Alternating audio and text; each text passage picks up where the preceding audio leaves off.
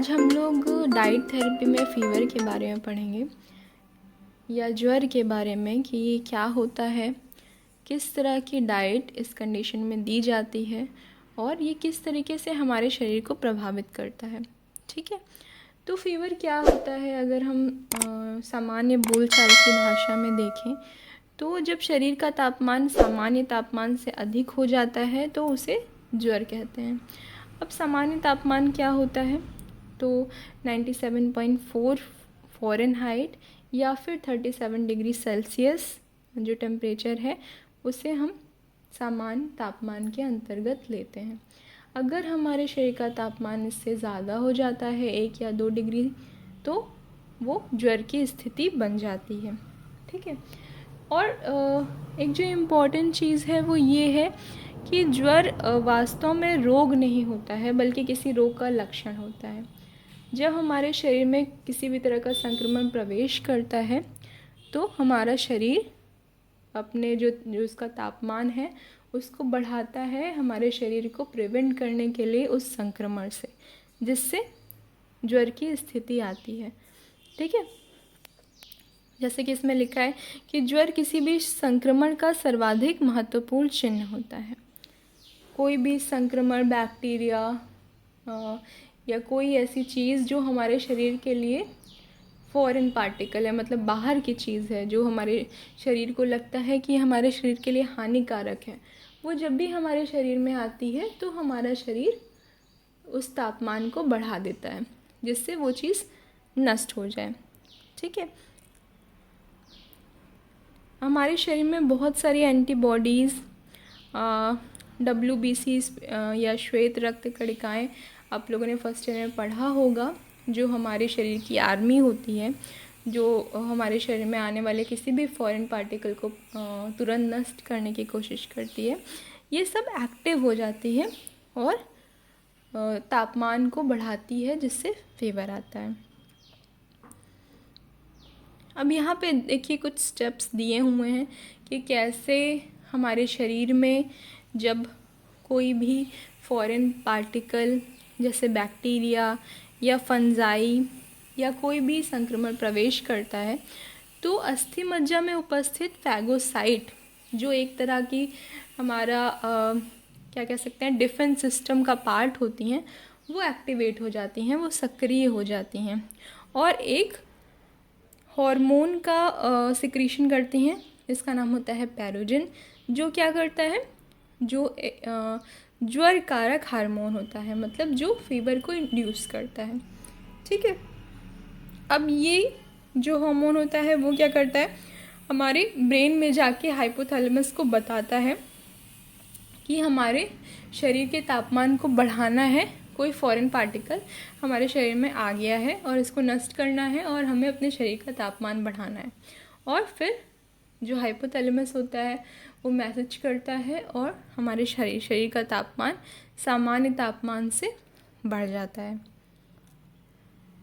अब जब हमारे शरीर का तापमान बढ़ गया तो शरीर ने तो सोचा कि जब हमने तापमान बढ़ाया है तो हम जो फॉरेन पार्टिकल है, बैक्टीरिया है, फंजाई है या कोई संक्रमण है किसी तरह का, उसको नष्ट कर देंगे। लेकिन इसके साथ साथ ही हमारे शरीर के चयापचय में बहुत सारे बदलाव होते हैं इस तापमान के बढ़ने के कारण, क्योंकि ये कोई सामान्य अवस्था नहीं होती है। सामान्य अवस्था में हमारा तापमान नियंत्रित रहता है तो हमारा शरीर उस तरीके से कार्य करता है। जब संक्रमण की अवस्था है और तापमान बढ़ गया है तो हमारे शरीर की चयापचयी क्रियाओं में भी बदलाव होता है। तो जैसे कि यहाँ पे हम देख सकते हैं कि तापमान में वृद्धि होने से चयापचय की दर में भी वृद्धि होती है। ठीक है, 1 डिग्री फ़ारेनहाइट तापक्रम में वृद्धि में 7% ऊष्मा नष्ट होती है, मतलब जो हमारे शरीर की सामान्य ऊर्जा की रिक्वायरमेंट थी वो बढ़ जाती है। जैसे ही 1 डिग्री फ़ारेनहाइट तापक्रम बढ़ता है वैसे ही 1 डिग्री सेल्सियस जब बढ़ता है तो 13% जो ऊष्मा या ऊर्जा होती है वो नष्ट होती है। ठीक, इसीलिए जब हमें फ़ीवर होता है तो थोड़ी देर के बाद हमें वीकनेस लगने लगती है। जैसे ही फीवर ज़्यादा होता जाता है वैसे ही हमें कमज़ोरी महसूस होने लगती है, क्योंकि हर डिग्री के साथ ऊर्जा की जो दर होती है वो कम होने लगती है। जब ऐसा होता है तो क्या होता है, जो हमारे शरीर में ऊर्जा की मांग होती है उसमें वृद्धि हो जाती है। जब ऊष्मा नष्ट हो रही है, जब हमें कमज़ोरी आ रही है, तो ऊर्जा की मांग बढ़ जाती है। अब जब ऊर्जा की मांग बढ़ती है तो क्या होता है, जितना हमारे शरीर में ग्लूकोज है वो यूटिलाइज होता है, लेकिन अगर नहीं है, कम हो रहा है क्योंकि अचानक से मांग बढ़ गई है, तो क्या होगा, जो हमारे यकृत में ग्लाइकोजन का भंडारण है, जो हमारा शरीर इसी दिन के लिए रखता है कि जब ऊर्जा की आवश्यकता हो तो हम उसे तोड़ के ग्लूकोज में परिवर्तित कर दें, अब यहाँ पे वो आवश्यकता की पूर्ति करना शुरू कर देता है और जो यकृत में ग्लाइकोजन का भंडारण है उसको तोड़ने लगता है और ग्लूकोज में परिवर्तित करता है। इसके अलावा ज्वर में क्या होता है, जो कोशिकाएं होती हैं उनकी भी टूट फूट बहुत बढ़ जाती है और साथ ही प्रोटीन की मांग बढ़ जाती है, क्योंकि प्रोटीन क्या करता है, सारे जो ऊतक और कोशिकाएं होती हैं उनकी टूट फूट में मरम्मत करता है, तो इसलिए प्रोटीन की भी आवश्यकता बढ़ जाती है। इसके अलावा हम देखते हैं कि जब भी फीवर होता है तो बहुत ज़्यादा पसीना आने लगता है, तो जब पसीना आता है तो हमारे शरीर का बहुत सारा तरल निकल जाता है और उसके साथ ही इलेक्ट्रोलाइट्स जैसे सोडियम क्लोराइड, पोटेशियम, ये सब भी शरीर से बाहर निकलने लगते हैं।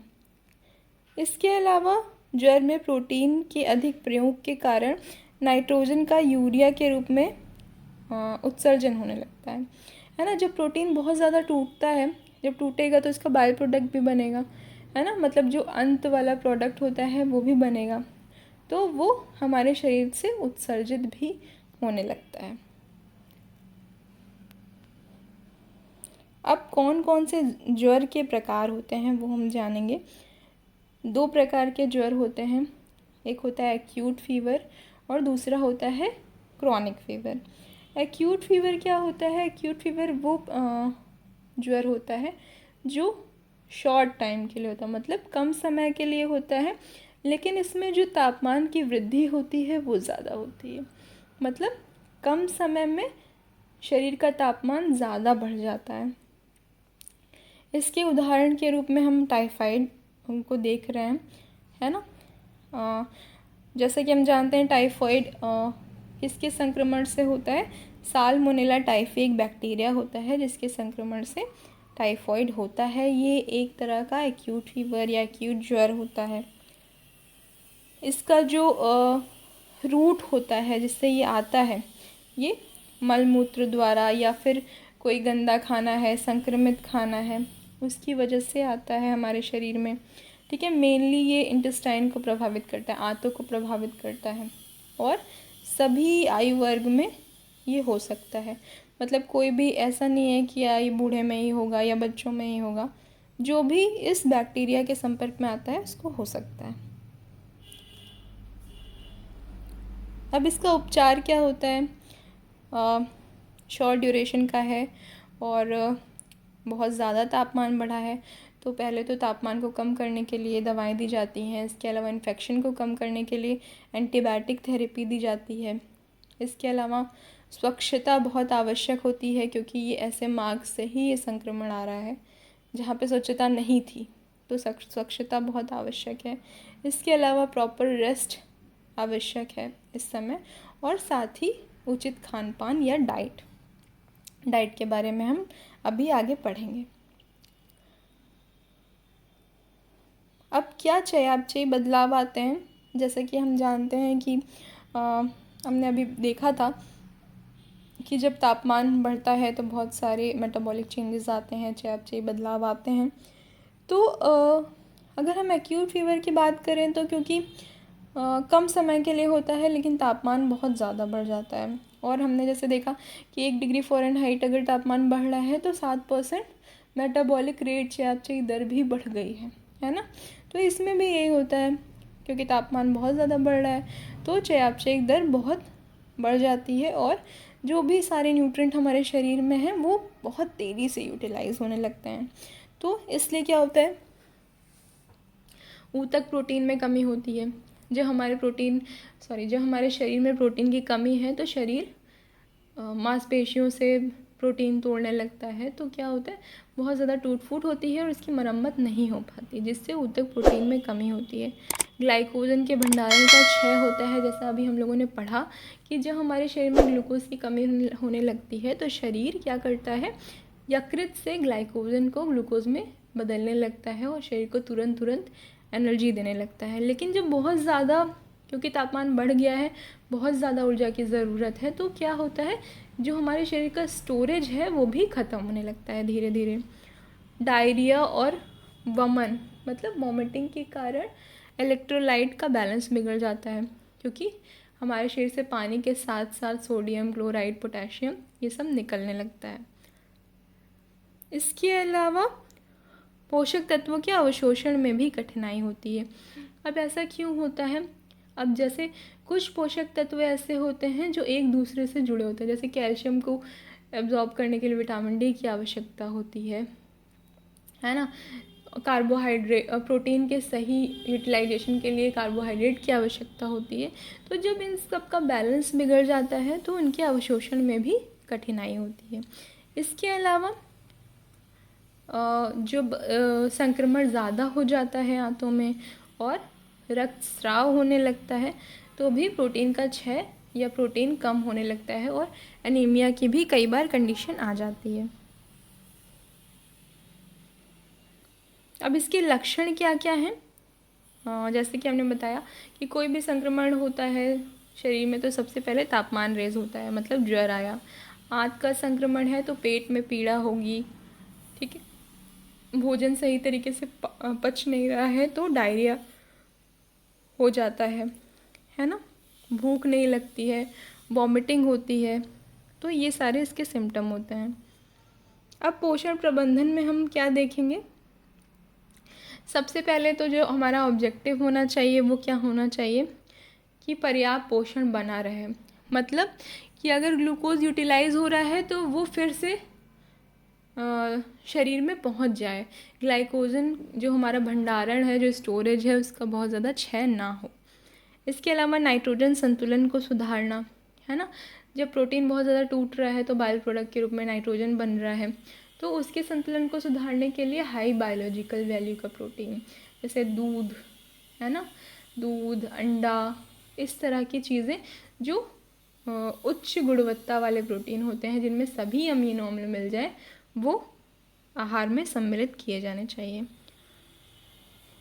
इसके अलावा लक्षण से आराम दिलाना, है ना। जैसे लक्षण क्या क्या थे? डायरिया था, उसको पेट में दर्द है, ज्वर है, उल्टी हो रही है, तो इससे किसी तरीके से आराम दिलाना, ऐसे खाद्य पदार्थ देना जिससे ये सारी चीज़ें ना हो। डायरिया है तो कोई ऐसा इरिटेंट्स ना दे देना कि उसको डायरिया हो रहा है तो हम उसको बहुत हैवी चीज़, फ्राइड फूड खिला दें जिससे वो उसकी कंडीशन और ख़राब हो जाए।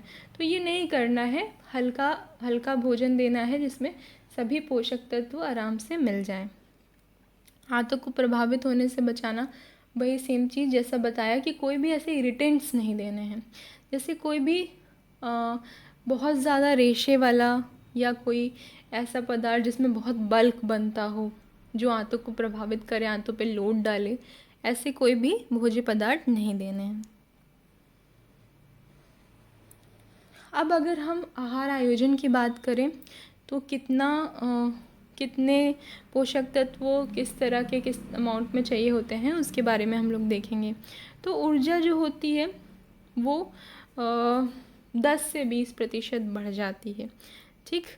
और ये भी हमें देखना है कि वो जो मरीज़ है वो चल फिर पा रहा है कि नहीं पा रहा है, खा पा रहा है कि नहीं पा रहा है, उसको बहुत ज़्यादा डायरिया तो नहीं हो रहा है, वो खाने से बहुत ज़्यादा वॉमिटिंग तो नहीं हो रही है। तो ये सब देख के हम ऊर्जा की मात्रा को 10 से 20% बढ़ाएंगे। पहले स्टार्ट करेंगे 600 से 1200 किलो कैलोरी से, जिससे पहले वो धीरे धीरे खाना शुरू करे, उसकी आंतों पे अचानक से बहुत ज़्यादा लोड ना आए, बहुत ज़्यादा प्रभावित ना हो, ठीक। इसके अलावा प्रोटीन की बात करें तो जैसे कि हमने देखा कि प्रोटीन का बहुत ज़्यादा क्षय होता है, कोशिकाएं टूट फूट रही हैं, उनकी मरम्मत नहीं हो पा रही है, और प्रोटीन ऊर्जा देने के लिए यूज़ किया जा रहा है क्योंकि ग्लाइकोजन का भंडारण ख़त्म हो गया है। तो क्या अभी इसमें चाहिए 1.5 to 2 ग्राम प्रोटीन पर बॉडी वेट चाहिए होता है। ठीक है, अगर मान लो 50 kg का कोई है तो 100 ग्राम 80 to 100 ग्राम प्रोटीन उस पेशेंट को चाहिए होता है। लेकिन धीमे धीमे और बहुत ज़्यादा लोड नहीं डालना है और उच्च गुणवत्ता का प्रोटीन देना है, जैसे दूध, अंडा, पनीर, जो सही तरीके से शरीर में यूटिलाइज हो जाए। अब इसके अलावा कार्बोहाइड्रेट, जैसा कि अभी हम लोगों ने देखा कि ग्लाइकोजन का भंडारण ख़त्म होने लगता है जब बहुत ज़्यादा क्या कहते हैं मेटाबॉलिक रेट या चयापचयी दर बढ़ जाती है। इसके अलावा जो प्रोटीन स्पेयरिंग एक्शन होता है, मतलब जब कार्बोहाइड्रेट सही मात्रा में उपस्थित होता है तो प्रोटीन सही तरीके से काम करता है। पर अभी कार्बोहाइड्रेट ही नहीं है तो प्रोटीन क्या कर रहा है, ऊर्जा दे रहा है। तो इसलिए कार्बोहाइड्रेट सही मात्रा में उपस्थित होना चाहिए जिससे प्रोटीन अपना कार्य सही तरीके से कर सके और ग्लूकोज का क्षय ना हो। लेकिन सरल कार्बोहाइड्रेट देना है, जैसे कि अभी बताया कि कोई भी इरिटेंट्स नहीं देने हैं, मतलब बहुत ज़्यादा रेशे वाली चीज़ें या फिर फ्राइड फूड या फिर ऐसा कोई कार्बोहाइड्रेट जो उसको किसी तरीके से प्रभावित कर रहा है, ऐसी चीज़ें नहीं देनी है। इसके अलावा अब नेक्स्ट है वसा। ठीक है, अब क्या है, हमारे शरीर में वसा की ज़रूरत है क्योंकि ऊर्जा की कमी हो रही है। तो वसा देनी है लेकिन बहुत मॉडरेट अमाउंट में, बहुत ज़्यादा अमाउंट में नहीं देनी है, थोड़ी देनी है, पाइसीकृत करके देना है, मतलब उसको क्या कह सकते हैं, रासायनिक रूप से तोड़ के। ठीक, तो पाइसीकृत वसा दी जाती है। इसके अलावा विटामिन, खनिज लवण तथा जल की बात करें अगर तो जैसे कि सिम्टम में था कि वॉमिटिंग हो रही है, उसको डायरिया हो रहा है, तो मतलब पानी की, तरल की कमी हो रही है। और पानी के साथ साथ ही जो इलेक्ट्रोलाइट्स हैं, सोडियम, पोटेशियम, क्लोराइड, जो खनिज लवण हैं, वो भी उल्टी और पसीने के माध्यम से शरीर के बाहर निकल रहे हैं। तो इस अवस्था में सोडियम, पोटेशियम, क्लोराइड की कमी नहीं होनी चाहिए। और घोल दिया जा सकता है, इलेक्ट्रॉल दिया जा सकता है। ठीक है, इसके अलावा अगर बहुत ज़्यादा संक्रमण है और रक्तस्राव हो रहा है तो आयरन की भी कमी हो सकती है, उसको एनीमिया हो सकता है। तो आयरन रिच फूड जैसे नट्स हो गया, है ना, मुनक्का हो गया, डेट्स हो गए, बहुत सारी ऐसी दालें होती हैं, बहुत सारे ऐसे अनाज होते हैं जिनमें आयरन की उपस्थिति होती है, वो दिया जा सकता है। और साथ ही थोड़ा सा विटामिन सी दिया जा सकता है। विटामिन सी क्या करेगा, एक तो घाव को जल्दी भरने में सहायता करता है और आयरन के एब्जॉर्प्शन में भी हेल्प करता है। अब यहाँ पे दिया भी हुआ है विटामिन ए तथा विटामिन सी, है ना। तो ये दोनों विटामिन ऐसे होते हैं जो शरीर की प्रतिरोधक क्षमता को बढ़ाते हैं और साथ ही जो घाव होता है उसको भरने में सहायता करते हैं। नेक्स्ट है विटामिन बी। जब हमारे शरीर में ऊर्जा की आवश्यकता बहुत बढ़ जाती है तो विटामिन बी दिया जाता है। जैसे अभी कभी आप लोग देखें कि जब आपको फीवर होता है तो डॉक्टर विटामिन बी कॉम्प्लेक्स भी प्रिस्क्राइब करते हैं, है ना। वो इसीलिए प्रिस्क्राइब करते हैं क्योंकि ऊर्जा के चयापचय के लिए विटामिन बी की आवश्यकता होती है। इसके अलावा जल बहुत ही इम्पोर्टेंट न्यूट्रिएंट है इस कंडीशन में, क्योंकि जल का क्षय हर तरीके से हो रहा है, चाहे वो पसीने के रूप में हो, चाहे डायरिया के रूप में हो, चाहे उल्टी के रूप में हो। तो 2.5 to 3 लीटर जल किसी भी तरीके से जूस के फॉर्म में, सूप के फॉर्म में, नींबू पानी, है ना, इस किसी भी तरीके से दिया जा सकता है। तो ये मेनली एक तो शरीर में जो भी कमी हो रही है उसको पूरा करता है और सभी जो विषैले पदार्थ बन रहे हैं इतनी सारी क्रियाओं के पश्चात उनको शरीर से उत्सर्जित करता है। तो ये हो गया टाइफॉइड या एक्यूट फीवर और उसमें कैसे आहार दिया जाता है।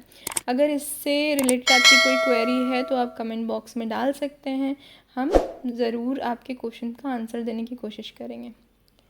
इसके अलावा जो दूसरा है वो होता है क्रॉनिक फीवर या क्रॉनिक ज्वर। क्रॉनिक ज्वर क्या होता है, जैसे एक्यूट था, शॉर्ट ड्यूरेशन का था और इसमें टेम्परेचर बहुत ज़्यादा था। क्रॉनिक में क्या होता है, लॉन्ग ड्यूरेशन का होता है, मतलब ये कई बार 1 महीने से 2 महीने 6 महीने तक चलता है। जैसे आज हम लोग क्रॉनिक ज्वर में ट्यूबरकुलोसिस पढ़ेंगे। इसके अलावा HIV हो सकता है ना।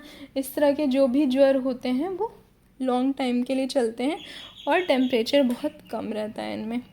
ठीक, अब आज हम लोग ट्यूबरकुलोसिस पढ़ेंगे। ट्यूबरकुलोसिस सबसे पहले तो ये संक्रमण कैसे होता है, तो ट्यूबरकुलोसिस का संक्रमण माइकोबैक्टीरियम ट्यूबरकुलोई एक बैक्टीरिया होता है जिसकी वजह से TB या ट्यूबरकुलोसिस होता है। अब इसमें जो मुख्य अंग प्रभावित होते हैं वो होता है मेनली फेफड़ा। पल्मोनरी ट्यूबरकुलोसिस मुख्य होती है, ज़्यादातर पॉपुलेशन में, ज़्यादातर लोगों में संक्रमण फेफड़े में ही होता है। ठीक है, लेकिन इसके अलावा अगर बहुत दिन तक देखा नहीं गया है या कई बार लसिका ग्रंथियों में, किडनी में, वृक्क में, बोन में, हड्डियों में ये इन्फेक्शन फैल जाता है, या हो सकता है कई बार ये बैक्टीरिया उन्हीं अंग पे ही डायरेक्ट इफेक्ट करता है। पर जो ज़्यादा प्रतिशत देखा गया है वो पल्मोनरी ट्यूबरकुलोसिस का ही देखा गया है। ठीक, अब इसके लक्षण क्या होते हैं वो हम लोग देखेंगे। तो जो इसका पहले लक्षण होते हैं, बहुत ज़्यादा खांसी आती है, बलगम निकलता है, और जैसे कि हमने शुरू में ये बताया है कि कोई भी संक्रमण हमारे शरीर में आएगा तो क्या होगा, बॉडी तापमान को बढ़ाना शुरू कर देगी। तो ज्वर भी एक तरह का सिम्टम होता है, थकान होता है, वज़न में कमी होने लगती है ना। तो ये सारे सिम्टम होते हैं ट्यूबरकुलोसिस के। अब कैसे इसका प्रबंधन करना है, कैसे इसको हम ठीक करें, इसके बारे में हम लोग पढ़ेंगे। ठीक है, तो सबसे जो इम्पोर्टेंट इस बीमारी की ज़रूरत होती है वो होती है रेस्ट करना, मतलब आराम करने की बहुत ज़रूरत होती है। इसके साथ ही एंटीबायोटिक थेरेपी दी जाती है, जैसे यहाँ पे कुछ एंटीबायोटिक का नाम दिया हुआ है, जैसे स्ट्रेप्टोमाइसिन हो गई। ठीक है, इस तरह की एंटीबायोटिक दी जाती है। इसके अलावा उचित खान पान, सही खान पान ज़रूरी होता है ट्यूबरकुलोसिस के पेशेंट के लिए। उसके बारे में हम लोग आगे पढ़ेंगे। अब हम लोग देखते हैं आहार प्रबंधन में क्या करते हैं। तो सबसे पहले तो प्रतिरोधक क्षमता बढ़ाने के लिए आहार, क्या ऑब्जेक्टिव हमारा होना चाहिए, वो ये होना चाहिए कि प्रतिरोधक क्षमता बढ़नी चाहिए। क्यों, क्योंकि एक तो लॉन्ग टर्म का होता है, ये बहुत दिन तक चलता है, मतलब शरीर में संक्रमण बहुत दिन तक है। तो इसकी वजह से क्या होता है, जब हमारे शरीर में संक्रमण बहुत दिन तक होता है तो ये अंदर ही अंदर शरीर को कमज़ोर कर देता है, और उस बीमारी के अलावा दूसरी बीमारियां भी हमारे शरीर में आने लगती हैं। इसलिए ज़रूरी है कि हमारी प्रतिरोधक क्षमता बढ़े। ठीक, इसके अलावा जो दूसरी चीज़ होती है वो होती है कमज़ोरी और वज़न कम करने से बचाव करना। अब जैसे बताएं, मेटाबॉलिक रेट बहुत बढ़ जाता है ज्वर में। तो अगर कोई फीवर स्लो है, मतलब 1 डिग्री या 2 डिग्री फ़ारेनहाइट भी बढ़ा है, तो भी चयापचयी दर तो बढ़ती ही है, और वो बहुत लंबे समय तक है ना, लॉन्ग टर्म तक है। तो जब कोई चीज़ लॉन्ग टर्म तक होती है तो वो धीरे धीरे शरीर को नष्ट करती जाती है, और जो हमारे शरीर की पेशियाँ होती हैं, ऊतक होते हैं, वो टूट फूट होती है उनमें, उनकी मरम्मत नहीं हो पाती है, और वज़न भी कम होने लगता है। तो आहार प्रबंधन के रूप में इन सब चीज़ों को प्रिवेंट करना है। ठीक है, अब हम देखेंगे कैसे ऊर्जा, प्रोटीन, कार्बोहाइड्रेट की मात्रा को इसमें बढ़ाया जा सकता है। तो अब ऊर्जा, इसमें मेनली 300 से 500 किलो कैलोरी ऊर्जा की वृद्धि की जा सकती है। जो नॉर्मल, जैसे मान लो कोई सेडेंटरी वुमेन है, उसकी 1900 होती है किलो कैलोरी, तो इसके अलावा 300 से 500 बढ़ाया जा सकता है। ठीक, जिससे उसको प्रॉपर ऊर्जा मिल सके। इसके अलावा प्रोटीन की बात करें तो 1.2 to 1.5 ग्राम प्रोटीन दिया जा सकता है, क्यों दिया जा सकता है? हमें पता है कि ऊतक की क्षति होती है, नाइट्रोजन बाहर निकल रहा है, प्रोटीन बहुत ज़्यादा टूट रहा है ना। तो इसलिए प्रोटीन की बहुत ज़्यादा आवश्यकता होती है और प्रतिरोधक क्षमता बढ़ाने के लिए भी प्रोटीन आवश्यक होता है। इसलिए इस कंडीशन में उच्च गुणवत्ता वाले प्रोटीन का सेवन करना आवश्यक है। अब नेक्स्ट क्या है? कार्बोहाइड्रेट और वसा। तो जैसे बताया है कि अगर ज्वर होगा तो ग्लूकोज की ज़्यादा आवश्यकता होगी, तो स्टोरेज ख़त्म ना हो इसके लिए सही मात्रा में और सिंपल कार्बोहाइड्रेट दिया जाना चाहिए।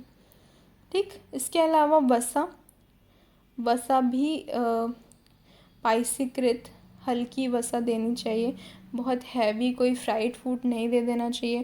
जैसे दूध की वसा हो गई, बटर हो गया, घी हो गया, ये सब थोड़े अमाउंट में दिया जा सकता है।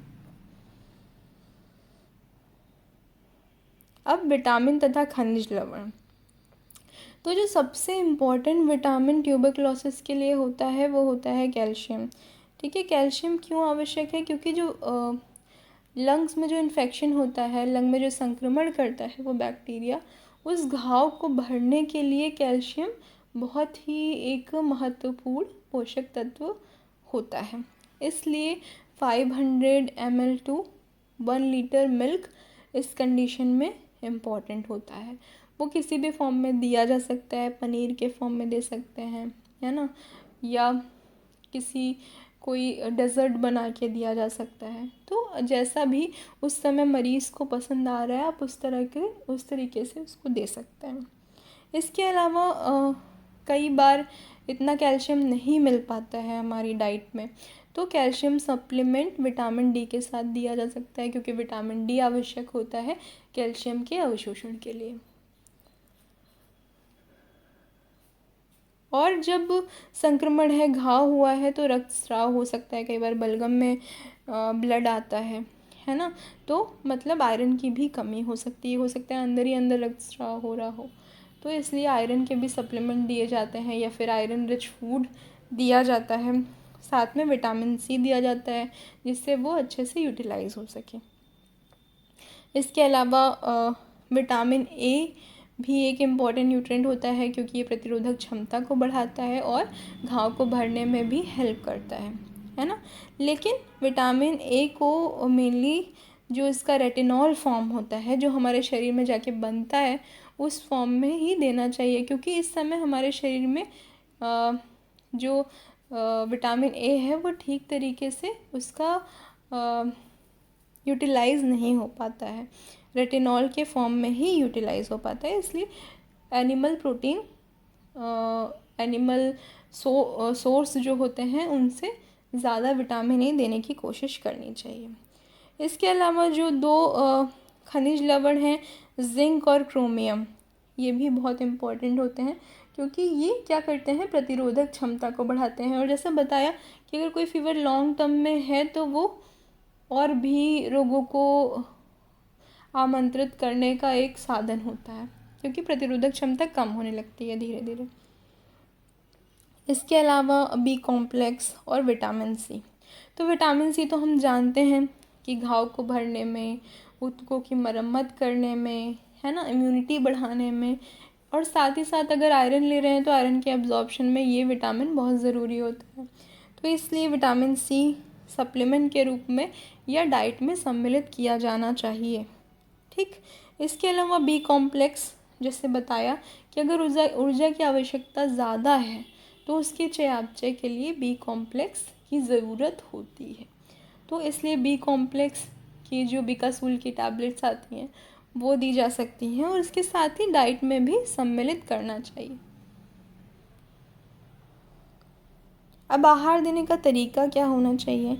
ठीक है, अब अगर कोई एक्यूट स्टेज है ना, मतलब कि एक्यूट स्टेज मतलब ज़्यादा तापमान है और थोड़े टाइम के लिए, तो उसको उच्च प्रोटीन, उच्च ऊर्जा और पूर्ण तरल आहार, ठीक है, स्टार्टिंग में, जैसे हमने एक्यूट फीवर में बताया था कि आंतों को प्रभावित नहीं करना है, तो जब आंतों को प्रभावित नहीं करना है तो हम शुरुआत कर सकते हैं पूर्ण तरल आहार से, क्योंकि उसमें कैलोरी भी स्टार्टिंग में कम देनी है, 600 से 1200 देनी है, तो पूर्ण तरल दे सकते हैं।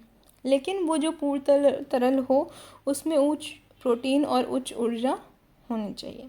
उसके बाद जब धीरे धीरे उसका पाचन ठीक होने लगे तो सॉफ्ट डाइट से नॉर्मल डाइट की ओर जाया जा सकता है।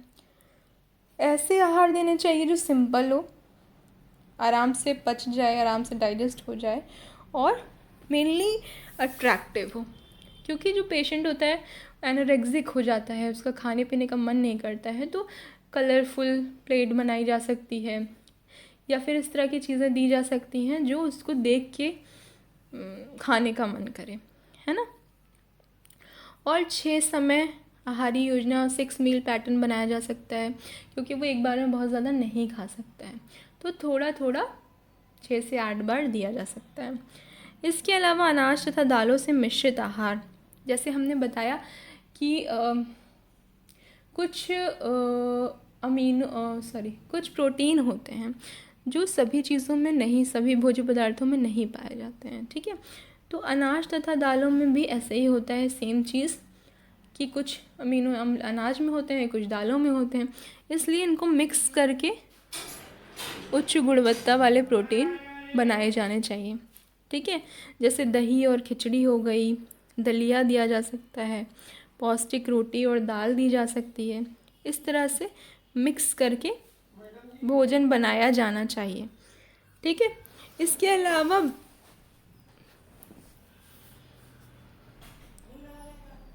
अलावा विटामिन सी युक्त आहार दिए जाने चाहिए, जिससे जल्दी से हीलिंग हो सके, संक्रमण का खतरा कम हो जाए और प्रतिरोधक क्षमता शरीर की बढ़ जाए। और तरल तथा इलेक्ट्रोलाइट्स दिए जाते हैं, है ना। इलेक्ट्रॉल यूज़ कर सकते हैं, नींबू पानी यूज़ कर सकते हैं, इस तरह की चीज़ें, जिससे जो भी इलेक्ट्रोलाइट्स का क्षय हो रहा है, निकल रहा है, वो पूरा हो सके शरीर में। इसके अलावा अधिक वसा, तले हुए भोज्य पदार्थ, बिना छिलके के अनाज, ये सब अवॉइड करने चाहिए, जिससे शरीर पे लोड ना पड़े, जिससे आंतों पे लोड ना पड़े।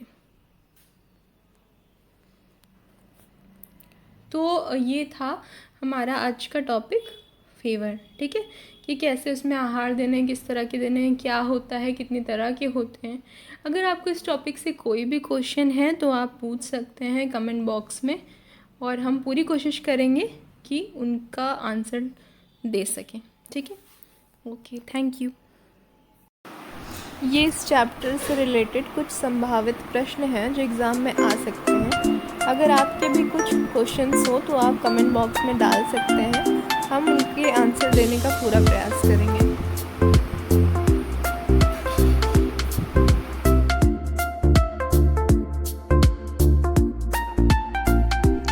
इस वीडियो को अपने दोस्तों के साथ ज़रूर शेयर कीजिए। अगर इस टॉपिक पर आपके कोई भी क्वेश्चन है तो नीचे कमेंट करके पूछिए, हम उत्तर देने का प्रयास करेंगे।